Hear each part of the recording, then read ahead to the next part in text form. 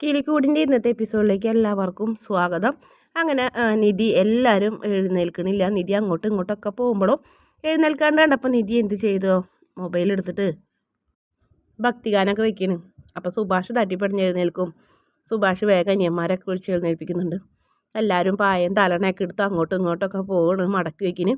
അപ്പോൾ നമ്മുടെ നിധിയുടെ മുഖത്തേക്ക് ആരും നോക്കണമെന്നില്ല. ജസ്റ്റ് ഒന്ന് നോക്കി പോകണുള്ളൂ, മിണ്ടണില്ല. നിധിക്ക് അപ്പോൾ അത് ഭയങ്കരമായിട്ട് ഫീൽ ചെയ്യുന്നു. അപ്പോൾ നിധി ചോദിക്കുന്നത് എന്താ അത്, എന്നോട് ഞാനൊന്നും മിണ്ടില്ലേ, ഒരിക്കലും മിണ്ടില്ലേ, എന്താണ് നികേഷേ ഇത് എന്ന് ചോദിക്കും. അപ്പോൾ പിന്നെ ഒരു പൊട്ടിക്കരച്ചിലായിരുന്നു നികേഷിൻ്റെ മറുപടി. ഏട്ടത്തി പോകുന്ന കേട്ടപ്പോൾ എനിക്ക് സഹിക്കാൻ പറ്റിയില്ല. ഞാൻ ഈ വീട്ടിൽ എനിക്ക് ഏട്ടത്തി വന്നതിന് ശേഷം ഞാൻ എന്തുമാത്രം സന്തോഷിച്ചെന്നറിയോ. എനിക്കൊരു അമ്മയെ കിട്ടിയ പോലെയാണ് ഏട്ടത്തിയോട് തോന്നിയിരുന്നത്. അമ്പലത്തിൽ പോകുമ്പോഴും ചിരിക്കുമ്പോഴും കളിക്കുമ്പോഴും കടയിൽ പോകുമ്പോഴും ഇനി അതൊന്നും ഉണ്ടാവില്ല എന്ന് എനിക്ക് ആലോചിക്കാൻ വയ്യ ഏട്ടത്തി. ഏട്ടത്തി ഇവിടുന്ന് പോകരുത് ഏട്ടത്തി എന്ന് പറഞ്ഞിങ്ങനെ പൊട്ടിക്കരയിന്. എന്താണ് നികേഷേ നീ ഇങ്ങനെ കരയല്ലേ എന്ന് പറയും. അപ്പോൾ ആ സമയത്ത് സുഭാഷും സുധീഷും ഹരീഷൊക്കെ ഇങ്ങനെ സങ്കടത്തോടെ നിൽക്കുന്നുണ്ട്. അപ്പോൾ നികേഷിൻ്റെ കരച്ചിൽ എല്ലാവർക്കും വിഷമാവുന്നുണ്ട്. നമ്മുടെ നിധിയും കൂടെ കരയുന്നുണ്ട്. നീ ഇങ്ങനെ കരയല്ലേ മോനെ, എന്താടാ നീ നിർത്ത് കരയല്ലേ എന്നൊക്കെ പറയുന്നുണ്ട്. ഏട്ടത്തി പറ ഏട്ടത്തി പോകല്ലേ എന്ന്. എൻ്റെ സുധീഷിൻ്റെ അടുത്ത് എന്ന് പറയും. സുധീഷ് ചേട്ടാ പറ ചേട്ടാ പോകണ്ടെന്ന് പറ. ഏട്ടത്തി വേണമെങ്കിൽ സുധീഷ് ചേട്ടനെ ഡൈവോഴ്സ് ചെയ്തോ. അപ്പോൾ സുധീഷ് ഇങ്ങനെ ഞെട്ടണ്. ഇവനെന്തീ പറയണേന്ന് പറഞ്ഞേ. എന്നാലും ഏട്ടത്തി ഇവിടെ നിന്ന് പോകരുതെന്ന് പറയും. അപ്പോൾ നമ്മുടെ ഹരീഷ് പറയും ഏട്ടത്തി പറയണത് തെറ്റെന്നറിയാം, പറയാൻ പാടുണ്ടോയെന്ന് അറിയില്ല, എന്നാലും ഞങ്ങളുടെ ആഗ്രഹം പറയുന്നതാണ്. ഇത് ഞങ്ങളുടെ സ്വാർത്ഥതയായി കൂട്ടരുത്. ഏട്ടത്തി ഡിവോഴ്സ് ഒന്ന് തള്ളി വയ്ക്കാൻ പറ്റുമോ, അതായത് നീട്ടി വയ്ക്കുമോ കുറച്ച് നാൾ, അത് കഴിഞ്ഞിട്ട് ചെയ്തോ. അല്ലെങ്കിൽ ഇപ്പം ഈ വീട്ടിൽ നിന്ന് പോയിട്ടുണ്ടെങ്കിൽ നാട്ടുകാർ പറയും ഈ വീട്ടിൽ സ്ത്രീകൾ വാഴില്ല എന്ന്. അതിനാലോചിച്ചിട്ടല്ലേ എനിക്ക് ടെൻഷൻ. പക്ഷെ ഞങ്ങൾക്ക് ഇപ്പോൾ കിട്ടിയ സന്തോഷം, നികേഷിൻ്റെ ഈ സന്തോഷം ഏട്ടത്തിക്ക് അറിയാം. അവൻ ഈ വീട്ടിൽ ചിരിച്ചിട്ട് പോലും ഞങ്ങൾ കണ്ടിട്ടില്ല. ഏട്ടത്തി വന്നതിന് ശേഷമാണ് അതൊക്കെ ഉണ്ടായത്. അതുകൊണ്ടാണ് ഏട്ടത്തി പെട്ടെന്ന് പോയാൽ എല്ലാം ഇല്ലാണ്ടാവും എന്ന് പറയും. ആ സുധീഷും പറയും എല്ലാവരും നിങ്ങളുടെ നിധിയുടെ മനസ്സിൽ ഇതൊരു ഫേക്ക് കല്യാണമാണ്. പക്ഷെ ഞാനിതൊരു കല്യാണമായിട്ട് എൻ്റെ ഒരു കല്യാണം കഴിഞ്ഞ പോലെയാണ് എനിക്ക് തോന്നിയിട്ടുള്ളത്. എൻ്റെ ജീവിതം പോലും ഞാൻ മറന്നിട്ട് ഞാൻ നിധിക്ക് വേണ്ടി അങ്ങനെ കഷ്ടപ്പെട്ടതാണ്, അങ്ങനെ ഇങ്ങനെയൊക്കെ പറയും. അങ്ങനെ എല്ലാവരും എല്ലാ വിഷമം പറയുമ്പോൾ സുഭാഷ് പറയും നിങ്ങളെല്ലാവരും കൂടെ ആ കുട്ടിയെ വിഷമിപ്പിക്കല്ലേ.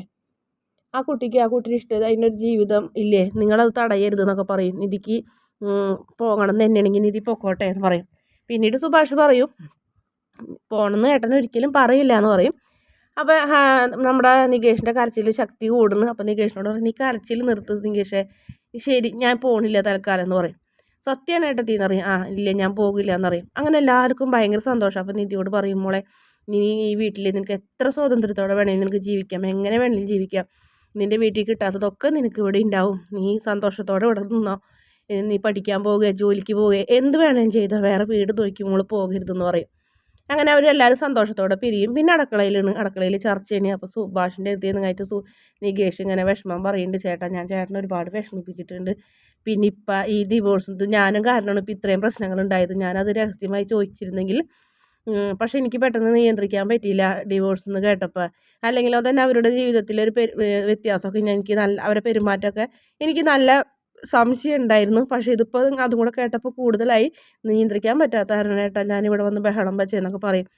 അത് സാരില്ല. പക്ഷെ ഞാനൊരു കാര്യം പറയട്ടെ, നിങ്ങൾ നിധിനെ ഒരുപാട് ഇത് ചെയ്യരുത്. കാരണം പോകാൻ താല്പര്യം ഉണ്ടെങ്കിൽ ആ കുട്ടി പോക്കോട്ടെ എന്ന് വെച്ചിട്ട് നമ്മുടെ സുധീഷിനെ സ്നേഹിക്കാൻ ഒരിക്കലും പറയരുത്. അവളുടെ മനസ്സിൽ സുധീഷിനോട് സ്നേഹം തന്നെ തോന്നണം. നമ്മൾ തല്ലി പഴിപ്പിക്കുന്ന സ്നേഹം അത് നല്ലതല്ല, ഉള്ളിൽ നിന്ന് വരണം എന്നൊക്കെ പറയും. എന്നിട്ട് ഒരു മാങ്ങയൊക്കെ എടുത്ത് കഴിഞ്ഞിട്ട് ഇതേപോലെ ഈ മാങ്ങ പഴുത്താലേ രുചി ഉണ്ടാവുള്ളൂ, തല്ലി പഴുപ്പിച്ചാൽ രുചി ഉണ്ടാവില്ല എന്നറിയും. ഏട്ടന് എപ്പോഴും ഭക്ഷണ കാര്യം തന്നെ പറച്ചിലെന്ന് പറയും.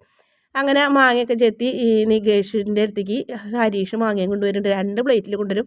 ഇതിലേത് പ്ലേറ്റിൽ നിനക്ക് വേണമെന്ന് പറയും. ഇപ്പോൾ കൂടുതലുള്ളത് നികേഷിന് വേണമെന്ന് പറയുമ്പോൾ എന്നാൽ കുറവുള്ളത് എടുത്താൽ മതി എന്ന് പറയും. എനിക്കറിയാം അങ്ങനെ പറയുന്നു. പിന്നെ എന്തിനാ അങ്ങനെ ചോദിച്ചതെന്ന് ചോദിച്ചു. എന്നിട്ട് അവർ രണ്ടാളും അതിരുന്ന് കഴിക്കും. അപ്പോൾ നമ്മുടെ സുധീഷിനോട് മാങ്ങ വേണമെന്ന് ചോദിക്കുമ്പോൾ വേണ്ടാന്ന് പറയും. ഹരീഷിൻ്റെ അടുത്ത് സുധീഷ് വന്നിരിക്കും പറയും നീ എന്നാലും എന്നെ ഇത്ര സപ്പോർട്ട് ചെയ്യുമെന്ന് വിചാരിച്ചില്ലടാ, ഞാൻ എപ്പോൾ ഇയാളെ സപ്പോർട്ട് ചെയ്തു എന്ന് പറയും.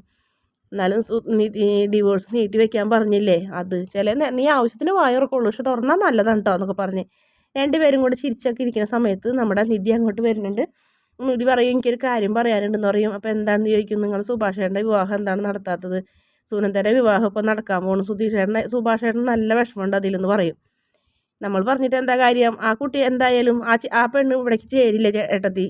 വന്നാലും പ്രശ്നം വന്നില്ലേലും പ്രശ്നം. സ്വന്തമായിട്ടൊരു തീരുമാനം എടുക്കുകയില്ല. സുഭാഷ് ഏട്ടൻ പെണ്ണ് കാണാൻ പോകുമ്പോഴൊക്കെ ആ പെണ്ണിന് വിഷമമാണ്. എന്നാൽ കല്യാണം മുടങ്ങുമ്പോൾ സന്തോഷം. എന്നാൽ വീട്ടുകാരനെ നിർബന്ധിച്ച് കല്യാണം നടത്തിയെന്ന് ഒന്നും ചെയ്യില്ല. എന്തായാലും ആ വീട്ടുകാരായിട്ട് നമ്മൾ സെറ്റാവില്ല ഏട്ടത്തി. അത് വേണ്ടാന്ന് പറയും. അത് വേണ്ടെങ്കിൽ വേണ്ട, വേറെ ഏതെങ്കിലും കല്യാണം നോക്കണം നടപ്പം. ഇന്നാൾ വന്ന ബ്രോക്കർ പറഞ്ഞു തോന്നറോ അയാളെ കൂടെ നടന്നപ്പോൾ സുഭാഷ് ഏട്ടനോട് ചായ കുടിക്കാൻ പോകില്ലെന്ന് നാട്ടുകാർ ചോദിച്ചു തുടങ്ങിയെന്ന് പറയും. എന്ന് വെച്ചിട്ട് ഇവിടെ അതിവിടെ ഉപേക്ഷിക്കണമെന്നാണ് പറയുന്നത്. സുഭാഷ് ഏട്ടന് നല്ലൊരു പെൺകുട്ടീനെ നമുക്ക് എല്ലാവരും കൂടെ ആലോചിച്ച് നടത്തണം എന്ന് പറയുന്നുണ്ട് നിധി. അതെ, മാട്രിമോണിയിലെങ്ങാനും കൊടുക്കാം, എന്നാലേ ശരിയാവുള്ളൂ. അങ്ങനെ ആയാൽ നമുക്ക് നല്ലൊരു പെൺകുട്ടീനെ കിട്ടുള്ളൂ എന്ന് പറയുമ്പോൾ എന്നാൽ ശരി, എല്ലാം ഏട്ടത്തിൻ്റെ ഇഷ്ടം, നമുക്ക് എന്താണെന്ന് വെച്ചാൽ വേണ്ടത് ചെയ്യാമെന്ന് പറയും.